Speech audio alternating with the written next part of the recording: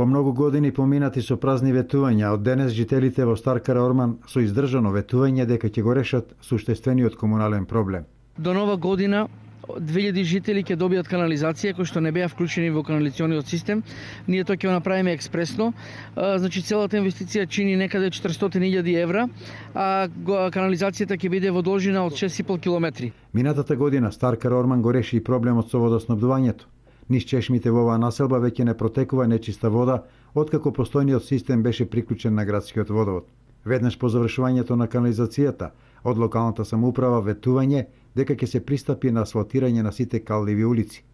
Инаку претходно канализација добија и соседните населби Чардаклија, Балканска и Македонка, кои наскоро ќе бидат приклучени и на филтер станицата, со што и тие ќе добијат чиста вода за пиење. По завршување на градежните активности овде, кога ќе завршиме, материјалите денес од 5 милиони денари веќе пристигнаа во јавното предпријатие ИСАР.